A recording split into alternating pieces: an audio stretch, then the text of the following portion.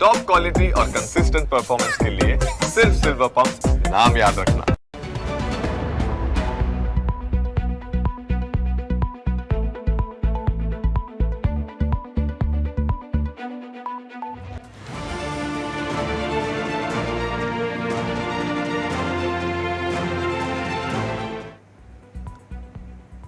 નમસ્કાર, હું છું કુશાગ્ર. આપ જોઈ રહ્યા છો ન્યૂઝ કેપિટલ. ગુજરાતનો ખેડૂત ફરી એકવાર માવઠા સામે લડી રહ્યો છે. પાક નાશ પામ્યો, ખેડૂતોની આશા સુકાઈ ગઈ. સહાયની જાહેરાતો માત્ર કાગળ સુધી અને જમીન પર આંસુઓના ડાઘ. હવે ખેડૂત કહે છે સહાય નહીં, અમને દેવા માફી, ધિરાણ માફી આપો.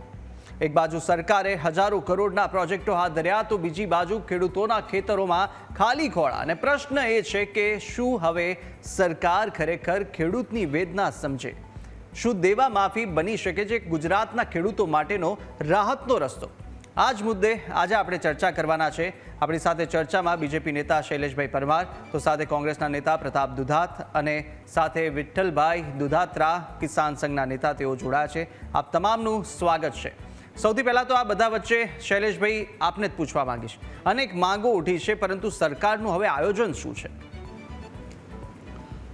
જુઓ કુશાગ્રભાઈ, ઘણા ટાઈમથી એટલે કે 2-3 દિવસથી જોતા આવીએ છીએ કે ક્યાંક ને ક્યાંક વરસાદ પડ્યો છે, મુશળધાર વરસાદ પડ્યો છે. ખેડૂતે પોતે વાવ્યા પછી બિયારણ નાખ્યું, નિંદામણ કર્યું, ખાતર નાખ્યું, ટ્રાન્સપોર્ટેશનનો ખર્ચ કર્યો, લણણીથી કાપણી કરી અને પછી હાવ પૂરું થઈ ગયું કે હવે મોઢામાં કોળિયો આવ્યો છે અને જગતનો તાત આપણીથી રૂઠો. જગતનો તાત જેને કહેવાય કે કુદરત આપણીથી રૂઠો. કુદરત આપણીથી રૂઠો તો જગતના તાતને હવે કઈ બાજુ કઈ દિશામાં જવું એ સમજણ નહોતી પડતી. વાત છે માત્ર વરસાદ આવ્યો અને પલળી ગયું એટલું જ નહીં, ખૂબ મોટું નુકસાન ગયું છે. ખૂબ મોટા નુકસાનની સાથે સાથે સહાય થોડા સમય પહેલાં 947 કરોડની સહાય આપણે જાહેર કરી હતી 18 તાલુકા અને 800 ગામોમાં, અને પાછું 2500 કરોડ અલગથી વાવ થરાદના પણ આપ્યા હતા અને આપવા પણ જોઈએ. અમે સરકારમાં છીએ, માગણી સરકાર બાજુ જ હોય, એમાં ના પણ નથી. પણ જે રીતે માનો કે અત્યારે વરસાદ આવ્યો છે તો કહ્યું કે ભાઈ આપણે સર્વે કરવો છે તો 3 પ્રકારના સર્વે હોય છે. તો એક રૂબરૂ સર્વે, એમાં તલાટી મંત્રી, ગ્રામસેવક, વિસ્તરણ અધિકારી, બાગાયત અધિકારી, કૃષિ અધિકારી અને બીજા અધિકારીઓ જે છે અને ડિઝાસ્ટર મેનેજમેન્ટ થતું હોય છે. પણ એ સમય અત્યારે આપણી પાસે નથી. અત્યારે મુશળધાર વરસાદ છે એટલે કીધું કે ભાઈ તો ડ્રોનથી સર્વે કરીએ. ડ્રોનથી સર્વે આપણે નથી કરતા, પણ ડિજિટલાઇઝેશન એટલે કે સેટેલાઇટ સર્વે કરી નાખીએ. તો સેટેલાઇટ સર્વે કરવાનો હોય જ્યારે, તો સેટેલાઇટ સર્વે કરવા કંઈ ગામમાં તો જવાનું ન હોય. હવે આ પ્રતાપભાઈ દુધાત વિડીયો જાહેર કરીને કે ગામ લોકોને કહેજો સેટેલાઇટ સર્વે કોઈ કરવા દેતા. હવે એ તો સેટેલાઇટ હોય યાર, યા કંઈ ગામમાં થોડી આવે. એ સેટેલાઇટથી સર્વે સારું થશે. ખેડૂતોને ખંભે બંદૂક ફોડવાનું બંધ કરો, ખેડૂતોને ભોળવવાનું બંધ કરો, ખેડૂતોને ગેરમાર્ગે દોરવાનું બંધ કરો. કોઈ પણ નીતિ હોય ને પ્રતાપભાઈ, કોઈ પણ નીતિ અને નિયમ એ સરકારમાં જ્યારે થતું હોય ત્યારે ઓડિટ પણ આવતું હોય. એટલે ઢગલે ધીંગાણા ન હોય કે કરી નાખો ને બધાને દઈ દો, એમ ના હોય. યોગ્ય કામગીરી કરવી પડે, યોગ્ય નીતિ નિયમ પ્રમાણે કામ કરવું પડે અને પછી સહાય આપવાની હોય. ક્યાં વરસાદ પડ્યો છે, ક્યાં નથી પડ્યો. સમગ્ર ગુજરાતમાં વરસાદ પડ્યો આપણે માનીએ છીએ, પણ ક્યાંક માનો કે ખેતીમાંથી ખેતરમાંથી ઘરમાં મગફળી આવી ગઈ છે, ક્યાંક નથી આવી, ક્યાંક પલ્લી ગઈ છે. જો પલ્લી ગઈ હોય તો સંપૂર્ણ સહાય આપવાની હોય છે, અને પલ્લી નથી અને થોડીક ખેતરમાંથી સેન્ટર જે ખરીદી સેન્ટર છે ત્યાં સુધી પહોંચી શકે એમ છે તો એની ટેકાના ભાવે ખરીદી કરવી જોઈએ. 1452 રૂપિયા આપણે ટેકાનો ભાવ છે અને 9,31,000 જેટલા ખેડૂતોએ નોંધણી કરાવી છે. આપણે 15,21,000 મેટ્રિક ટન એ ખરીદી કરવાની છે. એટલે ગુજકો માસોલને ખરીદી સોંપી છે, એગ્રી જે ટેક છે એને સોંપી છે, અલગ અલગ એજન્સીઓને સોંપી છે. કરશે સરકાર, બહાર પાડશે. એટલે પણ આમાં મોકો મળ્યો છે અને આપણે મોકો મળ્યો છે તો મોકાનો લાભ લઈ અને ગમે એમ કરીને ખેડૂતને ભોળવી નાખીએ અને ખેડૂતને આપણે બોલવા મળીએ કે આમ કરી નાખો ને તેમ કરી નાખો. અરે અમુક લોકો તો પોતાના મત વિસ્તારમાં ધ્યાન નથી દેતા, જ્યાં તાજા ચૂંટાણા છે, અને કે આમ આપો ના આમ આપો ના કરો. ખોટા હું પણ સરકારે આપ્યું છે, આ જ સરકાર આપવાની છે અને આ જ સરકાર આપશે. બીજું પ્રતાપભાઈને પણ મારે કેવું છે, અને અન્ય નેતાઓ જે નેગેટિવ વાત કરે છે ને ખેડૂતોને ભોળવે છે ખોટી રીતે, એને પણ કેવું છે કે તમે છે ને જ્યારે આ ઇતિહાસ લખાય ને આ વાતનો, અત્યારે મુશળધાર વરસાદ થયો છે, 12 મેઘ ખાગા થયા છે, અને જ્યારે કુદરત રૂઠો હોય ને ત્યારે સરકારે વામણી હોય છે, એજન્સીઓએ વામણી હોય છે, સહકારી સંસ્થા વામણી હોય છે ને વ્યક્તિ પણ વામણો હોય છે, અને ખેડૂત પણ વામણો થઈ જતો હોય છે. એમ છતાં પણ સરકારની ફરજમાં આવે છે, સરકારની ફરજમાં આવે છે એટલા માટે સરકારે કરવાનું હોય ને. સવાલ પણ સત્તાને હોય. એક જ વાત મારે કરવી છે કે પ્રતાપભાઈ અને બીજા નેતાઓને મારે જાણ કરવી છે કે અત્યારે તમે જે ભોળવી રહ્યા છો અને ખંભે બંદૂક રાખી રહ્યા છો એ વ્યાજબી નથી. આમાં રાજનીતિ ના કરો. આ વેદનાનો દિવસ છે, આ વેદનાની સ્થિતિ છે. ખેડૂતોને કંઈક આપવા માટે સરકાર મથામણ કરી રહી છે, ત્યારે તમે ખેડૂતોને ખોટા ગેરમાર્ગે ના દોરો. આનો ઇતિહાસ લખાય ને જ્યારે પ્રતાપભાઈ, ત્યારે આપણે ઠારવાવાળામાં હોય, સળગાવાવાળામાં નહીં. એટલે અત્યારે ઠારવાવાળામાં હોય ને એવા કંઈક નિવેદનો કરજો, અને આમ નહીં કરતા ને આમ નહીં કરતા. હવે તમારું માન્યા હોય તો તમે ચૂંટાણા ના હોય કોંગ્રેસના નેતાઓ. બિલકુલ. અને બીજું જ પ્રતાપભાઈ, આ તમામ અત્યારે જે રીતે કોંગ્રેસ છે તે ખેડૂતોને ગેરમાર્ગે દોરતી હોવાનું બીજેપી કહી રહ્યા છે, પરંતુ સાથે એ પણ સમજવું છે કે સર્વેથી દૂર રહી અને કેવી રીતે આમાં ફાયદો થઈ શકે, કેવી રીતે આની અંદર તમે નફો શોધી શકશો. કારણ કે સર્વેથી જો દૂર રહેશો તો પછી નુકસાની વેઠવાનો વારો ખેડૂતોને જ આવશે. કોંગ્રેસ શું રાજનીતિ કરીને જતી રહે? મને એમ હતું ભારતીય જનતા પાર્ટીને નાનું મગજ કાઢીને ગોખવા બેહાડી દેતા હશે, પણ મને એમ લાગે છે કે હવે આંખો પણ નથી ને કાન પણ નથી. મારું સ્ટેટમેન્ટ એ પ્રકારનું છે કે અત્યારે પણ વરસાદ પડી રહ્યો છે. ગ્રામની અંદર કોઈ પણ સર્વે કરવા આવે તો ગ્રામ પંચાયતમાં બેસાડીને સરપંચ અને ગ્રામજનો બહુમતીથી ઠરાવ કરીને સર્વે કરવું નથી, અને ઠરાવ કરીને આપી દેજો. ગામડાની અંદર નદી કિનારાના ખેતરોમાં જવાય એવી સ્થિતિ નથી, ખેતરો સુધી પહોંચાય એવી સ્થિતિ નથી. શૈલેષભાઈ મને સલાહ દેતા હો તો તમે અમરેલીમાં હો તો આપણે કાલે સવારે મારા ખેતર સુધી જવું છે, તમારી ગાડી લઈને આપણે જાય. આજનો હું તમને દાખલો આપું કે નદી કિનારાના ગામડાથી લઈ 10-10 ઇંચ વરસાદ પડ્યો છે, ત્યાં ખેતરમાં ઘૂસાય એવી સ્થિતિ નથી. તો મેં એ વાત મૂકી છે કે સરપંચો મારફત ઠરાવ કરી અને તમે લોકો આપી દેજો. તમે સર્વેની વાતમાં પડતા નહીં. અને હું જૂઠો હોઉં તો શા માટે અમરેલીમાં બપોર પછી એ વાતને અમલવારી કરવામાં આવી? મેં સવારે વાત કરી, સરકાર મારું ન માનતી, ન સાંભળતી હોય, સરકારે મારું ધ્યાન પર ન લીધું હોય, તો આજની તારીખમાં તમારી સત્તાધારી પાર્ટીના લોકોએ પણ આ રજૂઆતો લેખિતમાં કરેલી છે. ગુમરાહ કરવાની વાત છે. ખેડૂતનો હક માંગુ છું તો તમને રાજનીતિ દેખાય છે, બોલું છું તો તમને રાજનીતિ દેખાય છે. તમને કઈ પ્રકારનું મગજ છે મને સમજાતું નથી. તમારા વખાણ કરીએ તો અમે દેશભક્તિ, તમને નારાજગી કરતી વાત મૂકીએ તો અમે દેશદ્રોહી, તમારી સામું અમે વાત મૂકીએ તો અમે આતંકવાદી.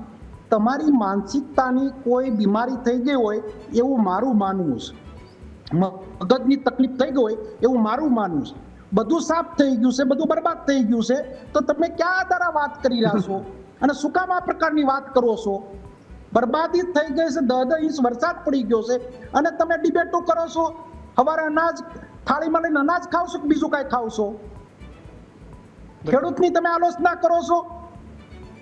મેં ગયા વર્ષે પણ ખેડૂતો માટે મુદ્દો ઉપાડ્યો તો તેમાં પણ બોલ્યો છું. જ્યારે આ પતાવીને ત્યારે બોલ્યો છું, બોલું છું, બોલતો રહેવાનું છું. એટલે નાનું મગજ કાઢી અને ગોખાવીને બેહાડ દેવું, બકબક કરવાનું બંધ રાખો.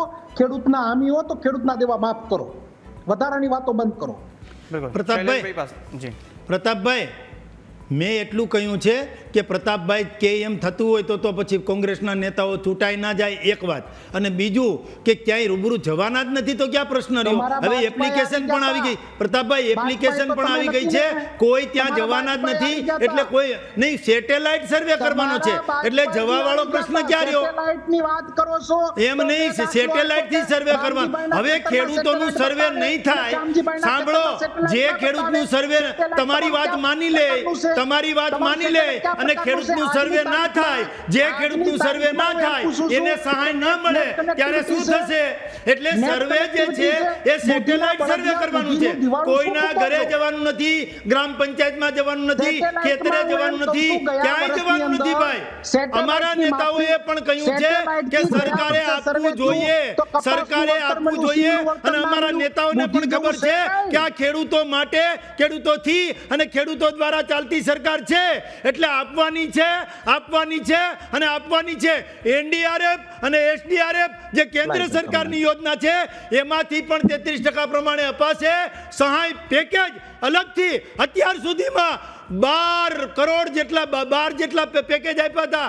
એમાં 11 કરોડ 747 લાખનું અમે રકમ આપેલી છે. અને એમ છતાં પણ જેટલું આપીએ એટલું ઓછું છે. આપવાના છીએ પણ સરકારી સહાય આપવાની હોય તો એના નીતિ નિયમો હોય, એના નોર્મ્સ હોય, એની પદ્ધતિ હોય, એ કાયદાકીય પદ્ધતિમાંથી પસાર થવું પડતું હોય છે. પછી જ પદ્ધતિ હોય છે. ઢગલે ધીંગાણા ના હોય. તમને પણ ખબર છે પછી કોઈ ખેડૂત રહી જશે, તમારા કયા પ્રમાણે ચાલશે અને ખેડૂત બિચારો ભોળવાઈ જશે અને રહી જશે ને ત્યારે તમે જ પાછા કહેજો કે આ ખેડૂત રહી ગયા. અત્યારે તમે ના પાડો છો આ નહીં કરતા. શું યાર ખોટા ખેડૂતોને ભોળવવાના યાર. અત્યારે રાજનીતિનો સમય નથી, અત્યારે સંવેદનશીલતાનો સમય છે. પરંતુ અત્યારે જે અત્યારે મેન જે દુઃખની વાત છે એ જ છે કે અત્યારે ખેડૂતો છે તે અત્યારે ખૂબ જ કપરી પરિસ્થિતિમાંથી પસાર થઈ રહ્યા છે અને એક આશા સેવી રહ્યા છે. વિઠ્ઠલભાઈ પણ દુધાત્ર આપણી સાથે જોડાયેલા છે, કિસાન સંઘના નેતા. વિઠ્ઠલભાઈ, આ કિસાન સંઘ કઈ રીતે સ્ટેન્ડ કરી રહ્યું છે અત્યારે અને તેમની માંગો શું છે? અત્યારે આ ગુજરાતની અંદર વિકટ પરિસ્થિતિની અંદર જ્યારે કમોસમી વરસાદને લઈને ખેડૂતો પારાવાર મુશ્કેલીમાં છે.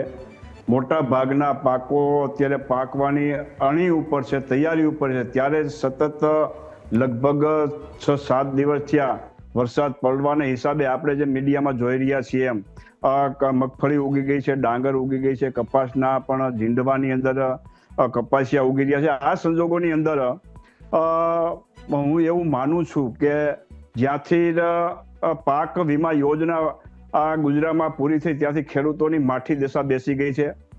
પાક વીમા જો યોજના હોત તો ધિરાણ લીધેલું ઉપર કવરેજ હોય છે. તો જેટલું ધિરાણ લીધું હોય છે જો 100% નુકસાની થાય તો એવા સંજોગોની અંદર લીધેલું ધિરાણ સંપૂર્ણપણે વીમા કવરેજમાં આવતું હોય છે. તો ત્યારે એ ધિરાણ માફ થતું હોય છે. પરંતુ 5-6 વર્ષ થયા પાક વીમા યોજના પૂરી થઈ ગઈ હોવાથી હર વખતે જ્યારે અતિવૃષ્ટિ અનાવૃષ્ટિને લીધે ખૂબ મોટા પ્રમાણમાં વરસાદના હિસાબે પાક નુકસાની થાય છે ત્યારે નાની એવી સહાયની રકમ એફડીને હિસાબે જે સહાય યોજના આવે છે એ નગણ્ય છે અને એ વળતરરૂપ નથી.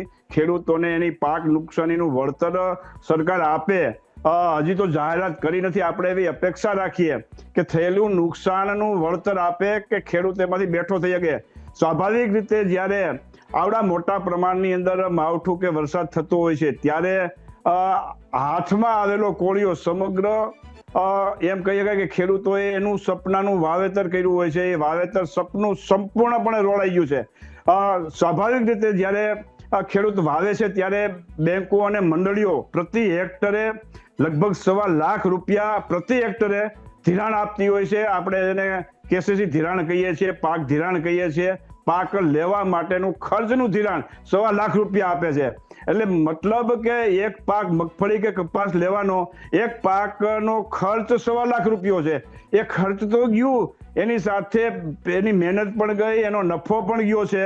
તો પ્રતિ હેક્ટરે લગભગ કહી શકાય કે 2 લાખ જેવું ખેડૂતોને નુકસાન થઈ રહ્યું છે. અને જ્યારે સરકાર રાહત પેકેજ આપે તેમાં પણ આપણે અપેક્ષા રાખીએ કે જેટલા ખેડૂતને જેટલા હેક્ટર જમીન છે એટલા હેક્ટરમાં થયેલા નુકસાનમાં વળતર આપે. નકર આપણે ભવિષ્યની અંદર આપણે જોયું છે ભૂતકાળની અંદર કે ખેડૂતોના પ્રતિ હેક્ટર 2 હેક્ટરથી મર્યાદાની અંદર જ સહાય આપે છે. તો આવી સહાય ખરેખર નગણ્ય છે, મશ્કરીરૂપ છે. બહુ મોટી સહાયની ખેડૂતોને અપેક્ષા છે. અને પ્રવક્તાઓ દ્વારા પણ અત્યારે ભાજપના પ્રવક્તાઓને અનેક ડિબેટની અંદર આપણે જોઈએ છીએ એ પણ આશાવાદી છે કે સરકાર આ મોટું પેકેજ જાહેર કરી અને ખેડૂતોને વળતરરૂપ આપશે. અને આપણે પણ એવી અપેક્ષા રાખીએ કે ખેડૂતોને મદદરૂપ થઈ શકાય એવું વળતર ખેડૂતને મળે એવી સરકાર પાસે પણ અપેક્ષા છે. બિલકુલ. અને એ જ શૈલેષભાઈ, સવાલ એ પણ થઈ રહ્યો છે કે જે રીતે કુમાર કાનાણીએ પણ અત્યારે પત્ર લખ્યો છે અને કીધું છે કે હવે જે ધિરાણને દેવું છે તેમાંથી માફી આપે સહાય. હવે કેમ કે સહાય એટલી એમની માટે જરૂરી નહીં બને કારણ કે નુકસાન છે મોટા પ્રમાણમાં છે. અને હવે ધિરાણ માફી દેવા માફીની જ વાત કરવામાં આવી?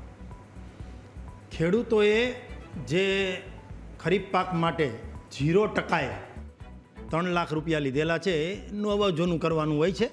જે 3 લાખ રૂપિયાનું ધિરાણ લીધું છે, અત્યારે જોવા જઈએ તો વરસાદ આવ્યો એટલે એનું માનો કે મારે જ છે તો કપાસ વાવ્યો તો 7 વીઘામાં તો 7 વીઘાનો 7 વીઘાનો કપાસ પૂરો એક જ વીણી થઈ હતી. એક વીણી થઈ ત્યાં કપાસ વયો ગયો. એટલે નુકસાની છે, નુકસાની નથી એવું નથી, નુકસાની છે.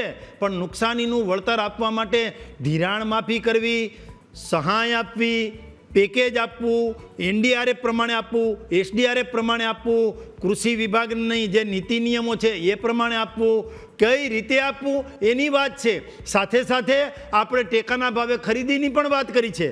જો જે મગફળી કે APM સુધી પહોંચી ગઈ છે અથવા તો સેન્ટરો સુધી પહોંચી ગઈ છે તો એને ખરીદી કરવાની પણ વાત છે. એટલે એ માટે પણ મથામણ ચાલી રહી છે. પણ આ બધાનો જો સરવાળો કરીએ તો અત્યારે જે પ્રકારની સ્થિતિ છે એમાં શાંતિ રાખવા જેવું છે. કારણ કે સરકારની નીતિ અને નિયત સાફ છે કે ખેડૂતો માટે કાંઈક કરવાનું છે. અત્યાર સુધી કરતા આવ્યા છીએ. નરેન્દ્રભાઈ મોદી જે 2014માં આવે અને આવતા 17મા દિવસે નર્મદા બંધના પાટિયા ઉપર લે અને ખેડૂતના ખેતર સુધી પાણી પહોંચે, એ જ બતાવે છે કે સરકારની મનસા એ ખેડૂતો માટેની છે. એક વાત.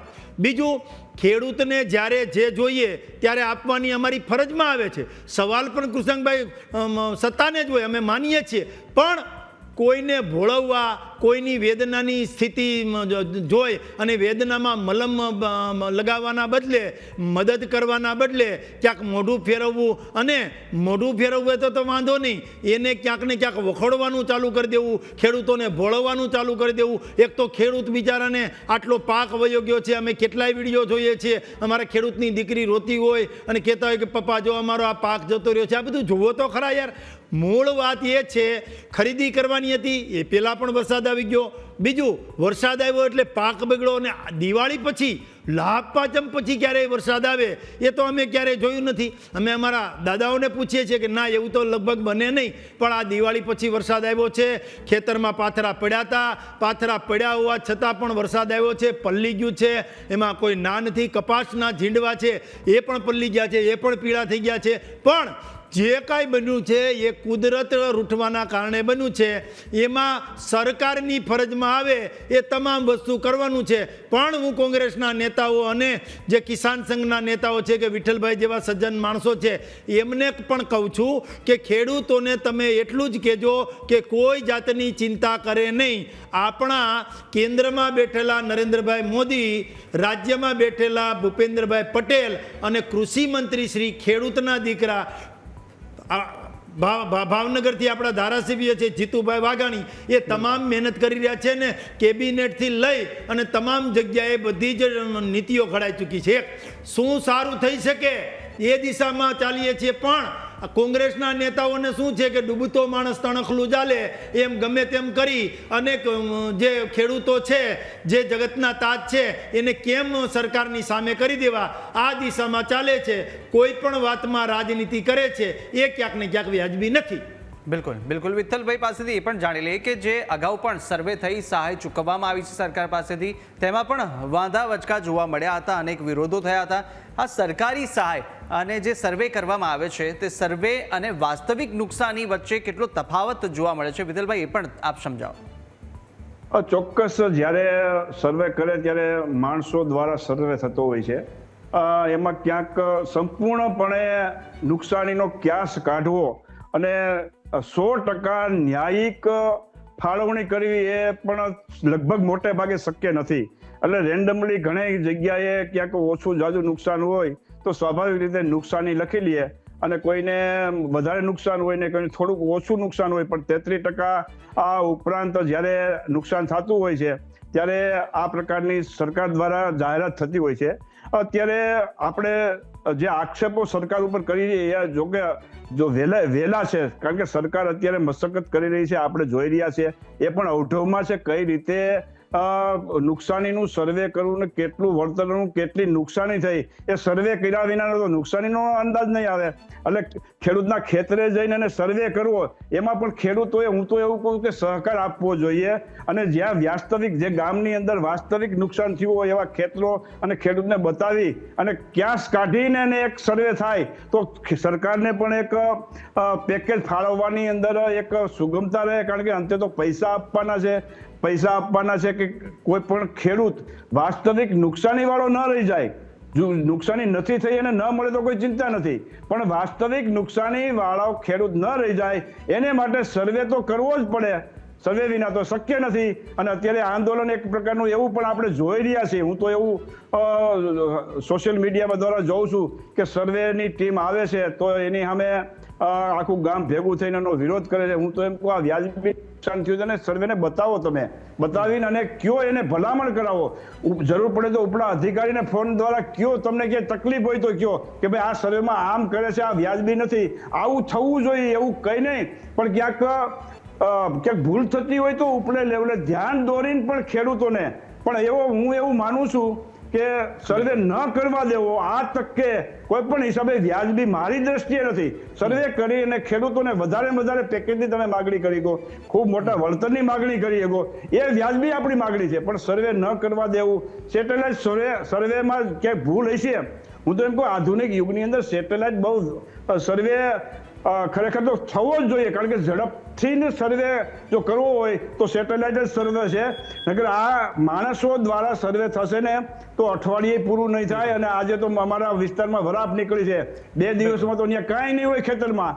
તો સેટેલાઇટ સર્વે હોય તો અંદાજ તો આવી શકે કાચો પોચો કે ભાઈ આટલા વિસ્તારની અંદર આ સર્વે નંબરમાં આ નુકસાન આ સેટેલાઇટ દ્વારા જોયું છે. અને એમ છતાં એમાં ક્યાંક ભૂલ હોય તો આપણે અધિકારીઓનું ધ્યાન દોરી શકાય. દાખલા તરીકે મગફળી રજીસ્ટ્રેશનમાં થયું છે, ભૂલ થઈ છે, તો એમાં સરકાર દ્વારા સરકારે પણ ખુલ્લા મને ભાઈ જ્યાં ખરેખર જે ખેડૂતનો રિજેક્ટ થયો છે એ ખેડૂત જો એના અધિકારીનો કહે તો એને ફરી વખત આપણે લઈ લેવું. એટલે ક્યાંક આવી ભૂલો ને અવકાશ છે. કારણ કે આટલા મોટા પ્રમાણમાં જ્યારે નુકસાન થઈ રહ્યું હોય ત્યારે ખેડૂતોએ પણ મોટું મન રાખી અને પ્રશાસનને, અધિકારીઓને સહકાર આપી અને વધારે ખેડૂત લક્ષી ને કોઈ ખેડૂત ન રહી જાય એ પ્રકારને સર્વેમાં સહકાર આપી અને આગેવાનો દ્વારા વધારે સરકારને ખેડૂતોને સહાય મળે એ પ્રકારની માગણી. શૈલેષભાઈ પણ એ જ કહી રહ્યા હતા કે જે સહયોગ છે તે ખેડૂતોએ પણ એટલો કરવો જોઈએ. અને શૈલેષભાઈ, એ પણ છે એક સવાલ એ પણ ઉઠ્યો હતો કે જો સરકારી પ્રોજેક્ટો પાછળ કરોડો ખર્ચાતા હોય તો પછી ખેડૂતોને સહાયમાં વિલંબ શા માટે થતો હોય છે? તમારી વાત સાથે સંપૂર્ણ સહમત છું. અને પીઢ નેતા અને ખૂબ કસાયેલા અને ઘડાયેલા વિઠ્ઠલભાઈ દુધાત્રા એમની વાત સાથે પણ હું સંપૂર્ણ સહમત છું. કારણ કે એક ખેડૂત છે, એ કોઈ પણ સરકારી સહાય જોતી હોય, આપણે મકાન બનાવવું હોય તો કે ના, ફોર્મ ભર્યા વગર અમને મકાનની લોન આપી દો, એમ થોડું હોય. ફોર્મ ભરવું પડે. તમારે તાલપત્રીની સહાય જોતી છે તો ફોર્મ ભરવું પડે. હવે સરકારી જ્યારે આ કોંગ્રેસના નેતાઓ અને બીજી પાર્ટીના નેતાઓ શું કરવા માગે છે, શા માટે ધમપછાડા કરે છે તો કંઈ સમજાતું નથી. ખેડૂતોને પહેલાં એમ કહેતા હતા, જ્યારે 9,31,000 જેટલી નોંધણી રજીસ્ટ્રેશનમાં થઈ આ સમૃદ્ધિ પોર્ટલ ઉપર, ત્યારે એમ કહેતા હતા. પછી અમે 80,000 જેવા જે ખેડૂતોને પાછું મોકલું કે ભાઈ તમારામાં મગફળી નથી દેખાતી, ત્યારે એમ કહેતા હતા સેટેલાઇટથી જોઈ લ્યો ને તમે. સેટેલાઇટથી જોયું તો કે સેટેલાઇટથી ન જોવું જોઈએ. અત્યારે સેટેલાઇટથી જોઈએ તો કે સેટેલાઇટથી જોઈ લો. એટલે બે મોઢાના વાતો કરે. પહેલાં કહેતા હતા કે સેટેલાઇટથી જોઈ લો, હવે સેટેલાઇટથી જોવાનું કહે છે. તો આમ પણ આખરે જેનું સર્વે થશે, જેના ખેતરમાંથી સેટેલાઇટ સર્વે થશે અથવા તો મોબાઈલ એપ આપી છે એનાથી, પ્રગતિ એપ જે છે એનાથી સર્વે થશે, એને જ સહાય મળશે એવું અત્યારે દેખાઈ રહ્યું છે. બાકી ઢગલે ધીંગાણા કરવાની વાતો કોંગ્રેસના નેતાઓ જે કરે છે, અને એનું જ્યારે એના વડવાઓનું શાસન હતું ત્યારે એમણે ખેડૂતોને રાતી પાઈ પણ આપી નથી, MSP પણ આપી નથી, ટેકાના ભાવ પણ આપ્યા નથી, અને અત્યારે સુફિયાની વાતો કરે છે એ ક્યાંક ને ક્યાંક વ્યાજબી નથી. અને વિઠ્ઠલભાઈ, આપને પણ એ પ્રશ્ન પૂછ્યો છે કે શું ખેડૂત જેટલા પણ સમૂહો છે, જૂથો છે, તેમના વચ્ચે સંકલન છે કે ક્યાંક વિખવાદ છે? અને શું જે ખેડૂતોને મુદ્દે હવે રાજકીય પક્ષો પણ રાજનીતિ કરતી હોય તેમ લાગી રહ્યું છે? આપ શું કહેશો? ચોક્કસ, જ્યારે સરકાર ઉપર સમસ્યા આવે, સંકટ આવે, જ્યારે આવી પરિસ્થિતિ ઊભી થઈ ત્યારે વિરોધ પક્ષ અથવા તો પાર્ટીઓ દ્વારા ક્યાંક રાજનીતિક લાભ લેવાના પ્રયત્નો થતા હશે. બહુ મને એના એજન્ડાની ખબર નથી, પણ આવું થતું હોય છે. અને ભારતીય કિસાન સંઘ તો હંમેશા સરકાર ગમે તેની હોય પણ ખેડૂતોની પડખે જ હંમેશા ઊભી હોય છે. જ્યારે ખેડૂતો ઉપર સંકટ આવે, સમસ્યા આવે અને આપત્તિ આવે ત્યારે ખેડૂતોને વધારેમાં વધારે કઈ રીતે લાભ મળે એ સરકારમાં રજૂઆતો કરતા હોય છે. અને સરકાર જો એમાં ઊણી ઉતરે તો સરકારની પણ ટીકા ટિપ્પણી ભારતીય કિસાન સંઘ કરતી હોય છે, એની નીતિ રહી છે. એમાં ખેડૂતોને પડખે ઊભું રહેવું એ કિસાન સંઘનું પહેલું કર્તવ્ય છે. એમાં રાજનીતિ કિસાન સંઘ દ્વારા ક્યારે આવતી નથી. હા, ક્યાંક વહેલા મોડું થતું હોય છે, ક્યારેક સ્વાભાવિક રીતે કે રાજકીય પાર્ટીઓ એકદમ રાજનીતિક રીતે પોતાના ખેડૂતોની ખરેખર અપેક્ષાઓ ન સંતોષાય એવી માગણીઓ સરકાર પાસે કરતા હોય છે. અને એ સરકાર એ સ્વાભાવિક રીતે સંતોષાય ન હોય એવી માગણી અને પછી સરકારને અને ખેડૂતોને ગેરમાર્ગે દોરે કે સરકારને બદનામ કરવાની આ પ્રકારની એક સ્વાભાવિક પ્રવૃત્તિ હોય છે. એમાં કોઈ કોંગ્રેસ, ભાજપ કે આમ આદમી પાર્ટી એમાં કોઈ છટકી ન શકે. પણ જ્યારે તક મળે ત્યારે વિરોધ પક્ષ કે પાર્ટી ઉપર, શાસક પક્ષો ઉપર કે વિરોધ પક્ષ ઉપર પ્રહારો કરવા એ રાજકીય પાર્ટીની ફરજ હોય છે. એમાં પ્રશ્નો ઉકેલવાને બદલે ગૂંચવાતા વધારે હોય છે. એ મેં જોયું છે મારા બિલકુલ. એટલે કાર્યકાળ એ જ દરમિયાન. સવાલ છે કે આ જે પ્રશ્ન છે ખેડૂતો પર રાજનીતિ કરતા ને તેને કારણે ક્યાંક પ્રશ્ન છે, મુદ્દો છે તે ભટકાઈ જતો હોય છે. બિલકુલ, આપ તમામ અમારી સાથે ચર્ચામાં જોડાયા તે બદલ આપનો આભાર. ત્યારે ખેડૂત ગુજરાતની આત્મા છે, પણ આ આત્મા આજે થાકી ગઈ છે. નુકસાન દેવા અને નિરાશામાં ડૂબેલા ખેડૂતો હવે સહાનુભૂતિ નહીં પરંતુ ન્યાય માંગી રહ્યા છે. સરકારે જો સમયસર નિર્ણય ન કરે તો ખેતરો ખાલી નહીં પણ ભવિષ્ય ખાલી થઈ જશે. પ્રશ્ન ફક્ત એટલો છે, ખેડૂતને બચાવશે કોણ? હાલ અમારી વિશેષ રજૂઆતમાં બસ આટલું. વધુ મહત્વના સમાચાર અને સચોટ અપડેટ માટે આપ ન્યૂઝ કેપિટલના ડિજિટલ પ્લેટફોર્મને પણ ફોલો કરી શકો છો. મને આપશો રજા. નમસ્કાર.